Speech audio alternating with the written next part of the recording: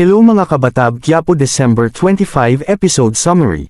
At dumating na sila Tanggol sa bahay nila Mang Kulas at sinabi ni Mang Andoy, Tanggol, buti dumating kayo, nakawala si Lucio, binaril nga si Tinding at pati nga si Kulas tinamaan at sumagot SI Tanggol, ano, asan si Lola? At sabi ni Ramon, si Merits, asan SI Merits? At sumagot SI Merits, asan Lola? At nagkita ang dalawa na baril kayo, dapat di ako pumayag, kasalanan ko, tuligtas kami, kaso namatay na SI Lolo at SI Franco. At sabi ni Tinding, hindi man kami magkasundo, pero mahal na mahal ka ng lolo mo, pero pinapangako ko sa inyo di na ako papayag na may namatay pa at babawiin ko ang munisipyo.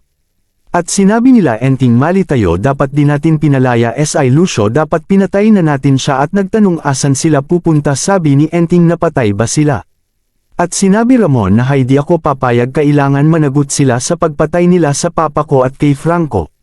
At tumawag naman SI Punggay kay Enting, tinanong kung kamusta kayo, ligtas ba kayo, andito kami kila Mang Kulas. Enting, marami, sinabi nila Tingkol kay Lucio, pupunta na ko dyan sa bahay ng mga Mondragon. At sinabi ni Divina, bakit kasi pumunta ka pa? At sinabi ni Brando, pinuprotektahan lang naman kita. At sinabi ni Brando na binalita ni Jackie na may relasyon sila ni Roberto. At tinanong ni Rocky Boy, totoo ba? At sinabi, hindi totoo yan, tumingin ka sa mga mata ko, Brando. Pinatawad ko na yung ginawa nila kay Rocky Boy, pati ba naman ikiw binabastos nila at binabastos nila ang pangalan ko at pagkalalaki ko. At sinabi ni Rocky Boy na pinalampas ko ng panggugulpi nila sa akin, pero ang saktan kanila di ko palalampasan. At sinabi ni Brando, makikita nila ang kinakalaban nila. At sinabi ni Divina, nag-isip ka ba madadami lahat ng negosyo natin, mawawala lahat sa atin, Brando, nasa posisiyan pa rin sila ngayon. Kung di natin sila kaya memti tayo, kung meron mang mamatay ng mga gerero sila, hindi tayo sila pero pahihirapan. Kumuna sila at uunahin ko ang pagpatay sa negosyo nila. At sinabi ni Rocky Boy, tama ka, pasusuportahan kita at ako magpaplano kung paano uubusin ang pamilya nila. At sinabi ni Divina, ano ibig mo sabihin? Sumagot SI Rocky Boy, gagamitin ko na ang alas ko at siya ang pagpatay sa mga gerero.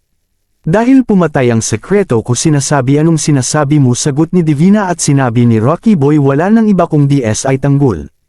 Tanggol, paano? At sinabi ni Rocky Boy, mahabang kwento, kinaibigan ko siya, bakit wala ka bang tiwala sa anak mo? At sinabi ni Rocky Boy, wag ka mag-alala. Pagsasabungin ko SI Tanggol at Guerrero, di ba magpapatayan sila, edi success. Lola, alam ko ang paghirap ng sitwasyon, kailangan mabawi natin ang Maynila para mabago natin ang sitwasyon, maghiwa-hiwalay muna tayo para safe kayo, Lola. At sinabi ni Ramon na hindi ko man lang nabigyan ng magandang libing ang ama ko, pinagplanuhan namin yan dati, kaso di naman nagawa, mawawala lang ang galit ko, Merits, kapag nakabawi na ako sa mga gerero na yan. At sinabi ni Merits, lumiliit na ang mundo natin, natatakot ako. At sabi ni Tanggol, hindi ako papayag, aayusin ko ang Maynila. At sumagot SI Roda, sana maayos mo agad, baka ahuli ang lahat.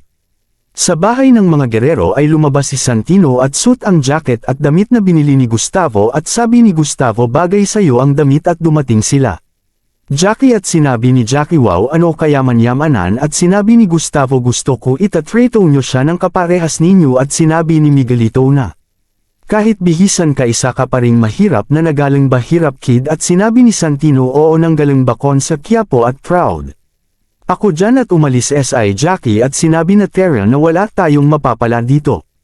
At dumating SI Punggay at sinabi ni Tanggol na patay sila Lolo at Franco. At sinabi ni Tanggol, maghiwa-hiwalay muna tayo. At sinabi ni Ramon na kinakailngan natin bala at pasabog. At sinabi ni Enting na may makukuhaan tayo kay Mang Donato. At sinabi ni Tanggol, Punggay, ikiw na muna ang bahala sa nanay at kila Lola. At sinabi ni Punggay na mag-iingat kayo, lalo na kayong pinapahanap. At sinabi ni Merits na babahala ako dahil nakatakas SI Lucio. At sinabi, bakit? Sabi ni Roda, hindi mo ba alam na nakawala SI Lucio at binaril SI Tinding? At sinabi ni Punggay, mabuti at sama-sama tayo, mapoprotektahan ko kayo.